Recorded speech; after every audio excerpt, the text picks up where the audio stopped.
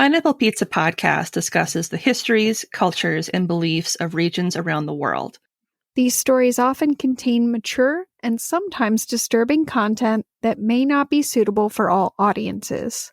Listener discretion is advised.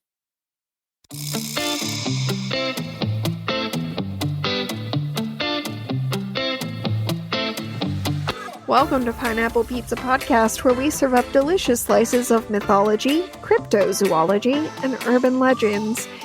It's an interesting combination of flavors. Weird, but it works. Today's special is a very bloody story by the slice. Oh. Take two. I'm your hostess, Ashley, and with me today, as always, are the wonderful and wacky Lindsay and Emily. I'm here this time. How do? Works so much better when you can hear all three of us. Although sometimes I wish I couldn't hear myself, but that's okay. Can't have it all. All right, let's get into this. This is going to be deeply disturbing in so many ways. So listener discretion is super duper advised. Not just the regular amount of advised. Super duper advised. So we've discussed the Vikings briefly on this show before, but we're going to talk about them some more today because frankly, I want to. So like I said in my Norse mythology episode, the Vikings were members of a civilization that originally hailed from the modern day area known as Scandinavia and a little bit of Greenland and, kind of all over that cold area at the top of the map. Because I feel like being really precise today. But they were a very nomadic people. So throughout the period from the 8th century to the 11th century, aka the Viking Age, they traveled widely, working their way throughout Europe and even making it as far as North America, which is pretty cool. Depending on the sources you consult, odds are you have one of two fairly distinct understandings of who the Vikings were and what they were like. Unless you're an actual historian, and then good for you, you probably know all of this already. Why are you here? I will never do as good of a job as you.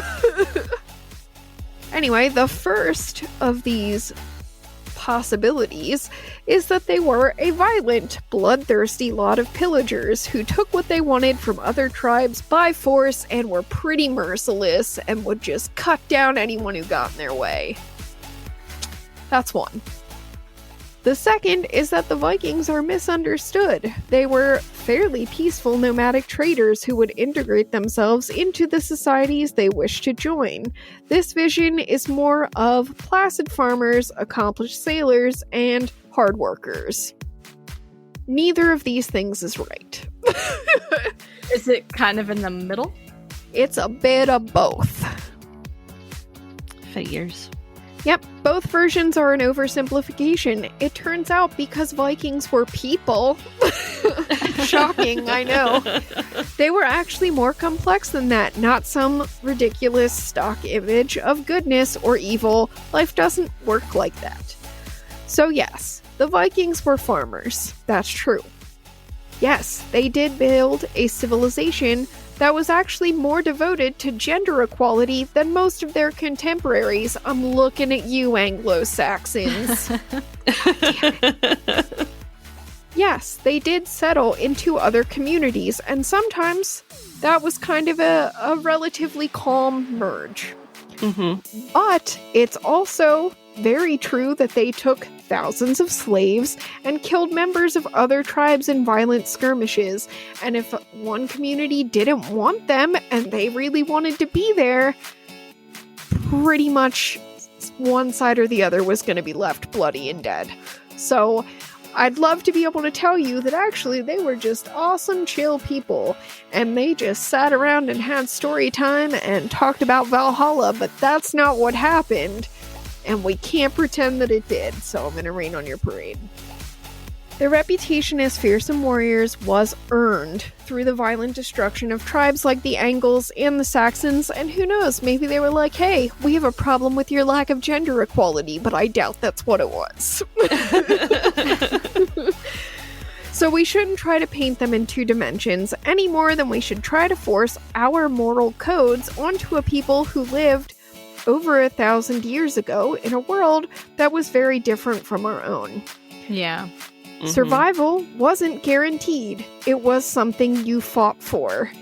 And as much as it makes my heart ache to think of the violent clashes between communities that wiped entire groups from living memory, I have to remind myself that this was a fact of life during the Viking Age. Yep. Now, all of this is just a preface to our real subject for today's story by the slice, and the word slice is going to seem like such a horrifically funny choice of words in a couple of seconds. Oh, no. Because we're going to be talking about one of the most brutal torture methods from history, the blood eagle. Oh, this is gonna be dark. It's going to be really bad. But, you know, before I'm like, hey, the blood eagle, I wanted to be like, also, sometimes Vikings were chill. So anyway, the blood eagle was a technique that was said to have been carried out by the Vikings. We'll come back to that after I tell you what the blood eagle is. Okay. Remember, like, 6 minutes ago when I told you that I super duper advise listener discretion? It's because I'm about to describe what the performance of the blood eagle actually entails. It's gross. You should probably leave now if you can't handle. Yeah. Lindsay and I are stuck. We're here for this one. Lindsay already knows about it because we've talked about this before. So Emily, buckle up. Yep. Okay, so step one. I'm laughing already. No. I just want everyone to know I'm not a serial killer. And I'm not really like a sadist exactly. But I do have a healthy dose of schadenfreude, and I like shocking people and making them uncomfortable. So, just so you know, it's happening. How many steps does this entail? I stopped numbering them after step 1. So, it depends who you ask. I'm gonna leave the last part out. I will see if Lindsay knows what the last part is when we get to the end. Okay. I won't be disappointed because some sources leave it in and some take it out. So I was like, question mark. Step 1. The intended victim is placed face down on their stomach in restraints. Yay. Already don't like it. Nope, you're not going to like it even more. With the body in this position, the executioner would then carve the shape of an eagle with its wings outstretched on the victim's naked back. Ouch. With the rough outline now in place, Oh no. our executioner would next use either an axe or a sword to chop the victim's ribs and separate them from the spinal cord.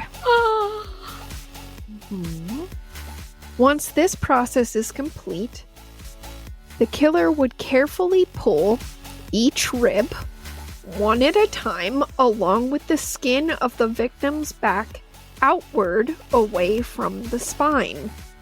The resulting image, when this was complete, was that of a pair of blood-covered eagle wings. I said evil wings. I mean, it is. Eagle wings. Eagle wings spreading from the victim's back. Oh my god.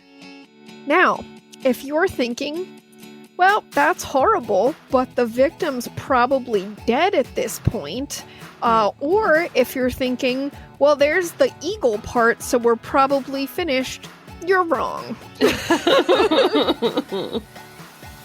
According to Sharon Turner's 1799 History of the Anglo-Saxons, the victim was still alive by the time his ribs had been transformed into eagle wings. And now the executioner would quite literally rub salt in the victim's wounds. Oh my god. Okay, That is such a okay. dick move after everything else. It's technically salt water, but it would still burn like a mother. So get it all up in there, you know. All up in there. Oh. Following that agonizing process, the executioner would finally pull the victim's lungs from the body and spread them over the wings, resulting in the image of fluttering wings as the victim breathed their last. So, like, the lungs would inflate, and it would look like the wings were flapping. Well, that's so gross. That is so gross. Now, some sources have one more step. Lindsay, do you know what it is? No, I don't. Some sources say you also pull out the intestines so that you have even more bloody stuff hanging off of the body to make the wings look even bigger. Oh. I don't think they would have done that. If that's a comfort to anyone, I really don't think the intestine thing happened. Wow. They would have had to cut all the way down the back to probably. Yeah. It would have been difficult to access. Mhm. Yeah, because there's the diaphragm. It makes sense with being able to pull out the lungs once you've opened up the rib cage, but trying to get to the intestines, you'd have to get out the diaphragm first. Mm-hmm. Yeah, and it's unnecessary to complete the image anyway. Like, you're just Yeah. gonna end up with stuff hanging out over the edge, and it's not gonna be, stiff once it gets past the edges of the rib bones, so it's kind of pointless. Yeah. So anyway, that's the blood eagle. What we know about this torture method comes from some surviving written sources. And according to those sources, the blood eagle was performed on important enemies, usually ones who had committed some kind of horrific atrocity. So some of those enemies who allegedly died via blood eagle were King Isla of Northumbria, and I'm going to say this wrong if I don't think really hard about it before I say it. Halfdan Longleg, a Viking Age warrior prince and son of King Harald Fairhair of Norway. So those are the two best known. However, some scholars speculate there are others. According to Medieval? Really? You got eagle on the brain. I do. I have eagle all up in my brain. So according to medieval scholar J.M. Wallace Hadrill, additional supposed victims of the blood eagle were King Edmund of England, the Irish king, oh god, this name. All right, I can get this. I think it's Maelgwyle of Munster, and I apologize if I got any of those syllables wrong. I had a hard time finding multiple pronunciations that agreed with each other, so I kind of picked one. And Archbishop Eilhea. Again, sorry if I butchered any of that. Like King Isla and Prince Halfdan. Yes. Some of these men too were victims of a Viking known as Ivar the Boneless. And that seems to be the general foundation on which Wallace Hadrill's theory rests. So he's like, these other people were also killed by this guy, and this is like the blood eagle guy. Oh, yeah. So it's like, this is what he did. So it would make sense that if he killed these people, that he'd killed them this way. Yeah, but the problem with that is that other sources that exist, like, unfortunately, none of them are from right around the time when any of these people died. I should probably start with that before I get into my other thing. Sure. So to put this into historical context, all of the men I just named died between the mid-9th century into the early 10th century. Okay. But all of the sources that we have that mention the blood eagle can be dated to like the 11th, 12th, or 13th centuries. So it's like we're talking several hundred years Yeah. after the deaths actually happened. And then you have to add in the fact that some of these men, I mean, these are important men. A lot of them are kings and princes. So we have other historical accounts for some of these people that say they died other ways. Yeah. So there's a lot of speculation happening here. And most scholars really only give credence to Halfdan and Isla, because Isla's the one who pops up over and over and over again. And I'm not really sure exactly how many sources Halfdan is mentioned in connection with the Blood Eagle, but apparently it's more than one. So, Okay. So does this appear to be largely propaganda against Vikings then? it's very possible that that's the case. So, here's the deal. Like I said, all of our sources are from several hundred years later, so oh my god. I'm sorry if you can hear my dog being a whiny asshole. Apparently she doesn't like the Blood Eagle. But facts tend to get murky anytime you're getting to the point where you're past where people would have been alive when it happened. Yep. Right. So you have to start asking questions at that point anyway. And even more worrisome, the accounts that do come from Scandinavian sources are from Norse and Icelandic sagas.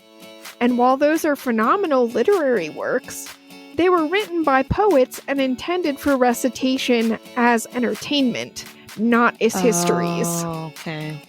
Yeah.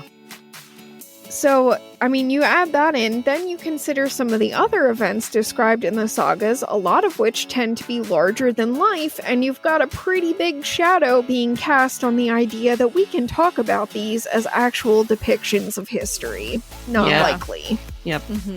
So the only sources that we have left outside of those are sources written by outsiders who probably would have wanted to paint the Vikings as savagely as possible. Conquering Normans, for instance. Yeah. The Vikings had their share of enemies, let's be honest. So there were plenty of people who would have enjoyed demonizing them. So the extent to which this actually happened is basically a huge question mark. Yeah. But with that being said, Dr. Roberta Frank, who is professor of linguistics currently at Yale University, she published a paper about 30 years ago now in the English Historical Review, in which she takes a closer look at the earliest surviving written description of King Isla's death, which can be dated to the early 11th century. So that one is physically the closest to when Isla actually would have died, which is approximated to be the year 867. So we still have a big gap. Yeah. But it's the closest one, right? So it's probably our best bet. So based on her expertise with Norse gnomic poetry, which far exceeds my own, Frank ultimately concludes, quote, an experienced reader of skaldic poetry looking at the stanza from that work, in isolation from its saga context, would have trouble seeing it as anything but a conventional utterance, an allusion to the eagle as a carrion beast, the pale bird with red claws perched on and slashing the back of the slain. And she translated the stanza to, quote, Ivar had Isla's back scored by an eagle, end quote. So that little bit is the closest thing that we have to when he actually died, and she's saying the best translation of what she knows of of Norse meter is that we should be translating that as Ivar had Isla's back scored by an eagle. That's nothing like the process I described. Yeah. So it's basically like they took an eagle, made it really pissed off, and then held it over his back and let it scratch him all to pieces. Sort of like that. You could maybe say that that's what actually happened, or maybe the whole thing is just an illusion, a literary image. That's possible too. So she makes a really good case that this is probably just a literary image. Yeah. Like, this might not even have been, like, even Emily's thing, which is the closest literal description to what she's talking about here, is not anywhere near what I was describing. And on top of that, it might just be an image. It might be nothing more. It might not be literal in any sense. So while some writers who are looking back on this from the 21st century, like William DeLong, seem to put more stock in the possibility that the blood eagle really was used on enemies, others, like Mike Dash, ultimately adopt Dr. Frank's view, which frankly I think is the smart thing to do here. Dash writes that, quote, "The right of the blood eagle is, and always has been, a matter of interpretation," end quote. So, dear listeners, you can make up your own minds on this one. It's gross, but I like it. So, ingredients for this dish were sourced from Ryan Phan's article, "The Blood Eagle, the Most Brutal Form of Viking Execution," from Medium. Mike Dash's article, "The Vengeance of Ivar the Boneless," from Smithsonian Magazine. Wikipedia page on the Blood Eagle.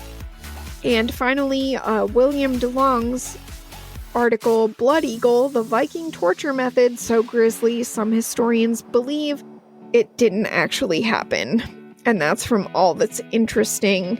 Unfortunately, I don't have a copy of a 30-year-old issue of an academic journal, so I had to pull the quotes that I referenced from the article by Mike Dash, because I don't have access to an academic library anymore. So anyway, do you guys have any thoughts on the Blood Eagle? I just think it's super gross. And the idea that anyone had to suffer that, like, is horrifying. But again, like, part of me does feel like it's entirely possible, because I recently did an episode on Yield Crime about the ways that like women were punished throughout history, and the tortures that they had to endure were pretty awful. So I can honestly see this being a thing that was actually done. Yeah, that was a hard episode to listen to. Yeah, that one was not bad. Gonna lie. That one was bad. Sorry. I agree, though. I mean, there's part of me that thinks that probably a good chunk of this was propaganda, because it did occur so much later, and it's probably largely coming out of nations that are moving into territory that Vikings occupy, and they're trying to make people afraid of the Vikings and turn on them. Oh, look how brutal they are. But on the other hand, we do know that historically, man has done some nasty, awful things to each other. Mm-hmm. And so it really wouldn't surprise me. Obviously, somebody thought it up. It's in somebody's head. Yeah. They imagined it. Looks really cool. It looks really cool. You look at the drawings. It looks really cool. I'm making wings with my hands. I know that no one else can see it but you guys. My hope would be that if it was real, that when they put an axe or a sword to somebody's spine to split open the ribs, that would ultimately sever the spinal cord and they don't really feel it. I think it's extremely unlikely that anyone would still be alive by the point that the lungs got ripped out, if that makes you feel any better. Yeah. If it actually happened at all, I don't think you'd still be alive. Yeah. Yeah. And also, if it helps anyone sleep at night, there's one more big problem with the way that King Isla's story always gets told, which is that the reason Ivar hated that guy so much that he had to blood eagle him was that supposedly King Isla threw Ivar's dad, who was a king, into a pit of snakes, and there were no snakes there because it was too cold. So there was no snake pit. I almost thought you were going to say a pit of bears. A bear pit. A bear pit might be possible, though. So, yeah, no, he allegedly threw him into a snake pit, and then the snakes killed him or whatever. But, there were no snakes because it was too cold there. So, Somebody's making things up. That part's definitely horseshit, so. Yeah, I don't know. I personally don't believe they would have done it. Literally speaking, if they had tried, I don't think you'd still be alive by the time they pulled your lungs out. So goodbye fluttering lungs, like hanging out on rib cages. Yeah. Because, like, how precise can you possibly be when you're trying to hack someone's ribs off their spine? Yeah. Right. That's what I was thinking too. Yeah. We're literally cutting into vital organs if we go too deep. But whatever. Yeah. So yeah, that's the blood eagle. Learn something new every day. Hooray! I have weird things that I like to talk about, but you already knew. All right, well, thank you for coming to visit our beautiful pizzeria and enjoying a bloody story by the slice. Pineapple Pizza Podcast, sweet and cheesy. Not everyone understands our awesomeness, especially after that. But we're glad that you do? Question mark? Blood Eagle. It sounded like Red Robin. It was. Blood Eagle. Gross. If you're enjoying the show and you'd like to help support us, check out our TeePublic shop for some amazingly fun and funny merch. Or if you want to do a one-time donation, you can do that on buymeacoffee.com and buy us a fresh slice, because we can never get enough. Of basically anything, if we're being honest. If you absolutely love the show and you want to check out some fantastic bonus content, you can become a donor on Patreon and earn all kinds of amazing benefits. We have 3 tiers to accommodate almost any budget. The $3 Mythbuster, $7 Cryptid Hunter, and $15 Storyteller. Become a patron today and start enjoying all the perks and extra content right away. Don't forget, you can find us on Twitter and Instagram at Pine App Pizza Pod. That's Pine App APP Pizza Pod. You can also send us questions, comments, and topic ideas at pineappizzapod@gmail.com. Remember, there's the 2 P's in app. Otherwise, you're emailing someone else, and I don't want to be held responsible for that. Thanks for stopping in for some deliciously weird morsels, and just remember, no matter how you slice it, You're awesome. And we love you.